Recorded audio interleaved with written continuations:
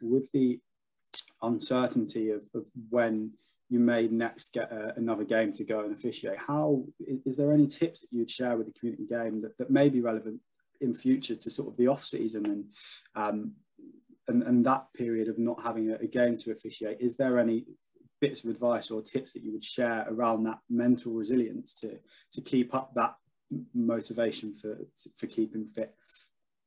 I had blocks through lockdown where I was like, oh, I can't be bothered. I'm not getting out of the house. And it's all right to go through those sorts of stages and phases within lockdown, because you didn't know when your next game was. There was nothing to stay fit for.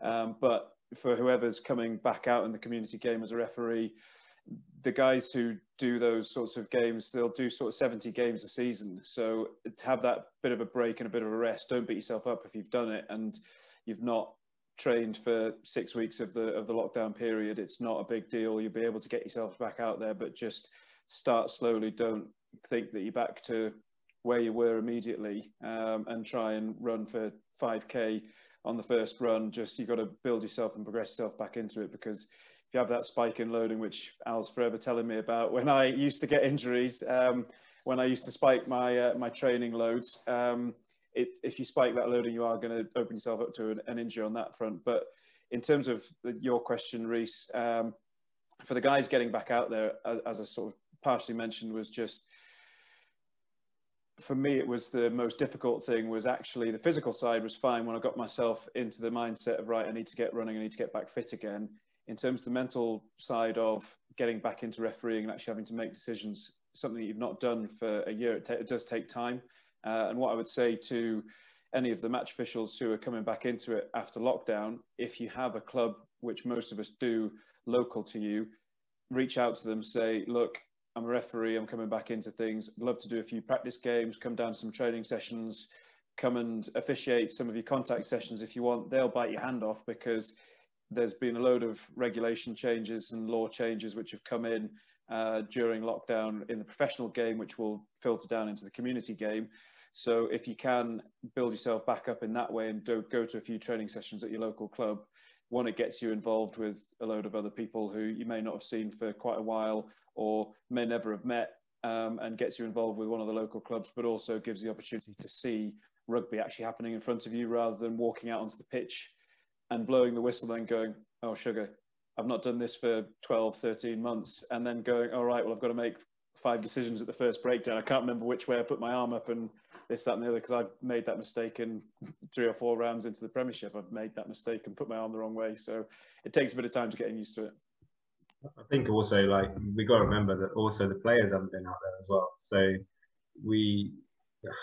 I remember after the first period of lockdown, it was just to mirror some of what Hamish said. It was a nightmare, because we were going straight back into the Premiership with absolutely no warm-up games. I mean, usually we do 4, 5, 6 pre-season games at quite a high intensity, and we'd go into those first couple of rounds of the Premiership really geared up and ready. But by the time I went into a game this season, I hadn't, refereed. So I think everyone that's going back to rugby will experience that.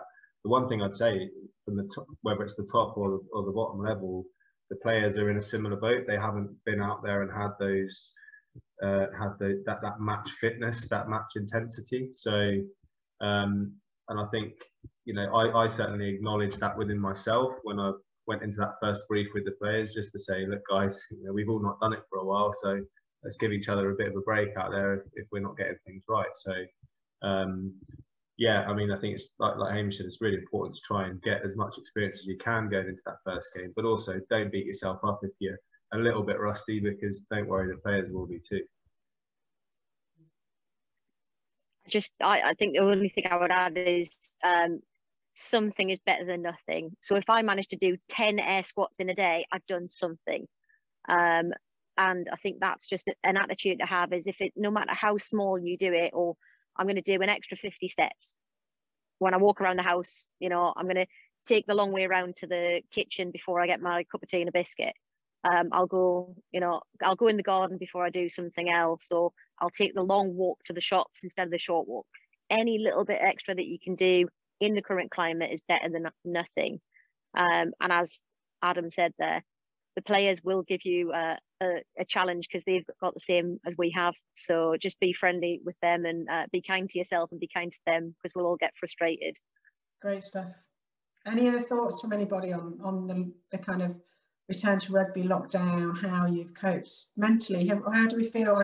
What really worked for me was just catching up with friends, and just talking about rugby, talking about what everyone's been up to during the weeks. And then as lockdown has changed, when we were allowed to go meet one other person and go for a socially distanced dog walk, or go for a jog, it was good just to be able to catch up with somebody and then discuss what we've been watching on TV, or any of these new law changes that people are talking about as well, and just thinking, how would I deal with that, and do I think these are going to add a positive aspect to the game and stuff. It's really good to actually be able to speak to people, and then I know a lot of people have been working out on Zoom together and doing these online courses and Pilates and stuff, and that's really kept me going, just being able to just know that I'm doing the journey with somebody else as well.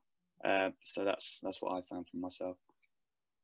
Sounds great. And I think you're right, Hamish, doing it down at your club now that we're allowed to do that is really quite lovely. It's, nice to see other humans. Great stuff. Catherine. I think on that, just sort of echoing a bit what Nikki, Woody and Hamish have all said, it's the whole, when you are struggling, just be kind to yourself. As you say, if you're struggling to get back into training, look, we all know we've got to do running and we've got to do speed and directional changing stuff to do that. But if you hate the thought of going for a long run, because I know for a lot of the time I did, pick a session that you will enjoy and just get back into it like that. If you want to do a HIIT workout in your garden, if you want to do a made up strength workout, just something to get yourself back into your comfortable space, so that back into the right mindset, and then you go, right, now I can start bringing in the other stuff that I know I've got to do now that I'm back having a better relationship with it. And as Woody said, talk to people, because actually, we're all in a similar boat. And I know we've all sort of in this group, in wider referee groups, we've all been talking to each other, and actually most of us are in the similar position. It just gives you that reassurance that some days you might not make it out for your run, or some days you might be slower than you want to, or you might get back to the gym and find you can't do a pull-up or a squat or whatever. But actually we've all been through that, and as long as you do keep pushing, going, right, I'm going to keep trying to get back to that, then you've done something. Yeah, I think that's great advice. I think given it, a lot of people have gone to Strava and Swift and online platforms, you get a kudos from somebody, and a lot of people just press kudos, but actually it's quite nice when you've busted it to get a little bit of feedback. And I think that again has been another thing through lockdown, that we've gone down the online platform and giving people that boost. If it's a WhatsApp group, whatever it is, I think you're right to give each other that moral support and help each other through. It's good. So, Nikki. Yeah, I was just going to say, when you asked about the making lists and things like that, the one thing that I found helpful to give myself a little bit of accountability was at the start of the week, on my little whiteboard, is put the sessions against a day. So if I was going to do a run, or if I was going to do a circuit, so that if I had a bad day and I didn't want to do it on the Monday, I just didn't tick the box next to it. So as long as I hit my target for the whole week, however I got to it, as I was moving towards rugby, it was great. So if I targeted 3 sessions and I got 2 out of 3, good. Next week I'm aiming to get 3 out of 3. That worked for me personally. But I know for some people, if you don't tick those boxes, it can go the other way as well. So I think it's just personal preference. But for me, having it in front of me and looking at it and going, I do need to do that, when I was tired after work, was a little bit of an intrinsic motivator for me personally. Fabulous. Any other thoughts on that, guys? That was awesome. The only thing I'd add to it is, when you've got the online platform you mentioned, I've got a lot out of actually physically racing people online. You broke up a little bit there, Jack, but I know exactly what you're saying. I think you're right. I think to have, people have signed up to Swift and then they race against each other, for example, on Swift. Is that what you're using, Swift, for that? Yeah. So I'm using Swift. Yeah. Great stuff. No, you're right. It's and again, you guys are competitive. You want to have that competitive edge, and if it drives you to push a bit harder, I know you know, you guys, I've spent a lot of time with a lot of you guys, and I know you're all competitive, especially Adam when it comes to playing touch. I dare you. Great stuff.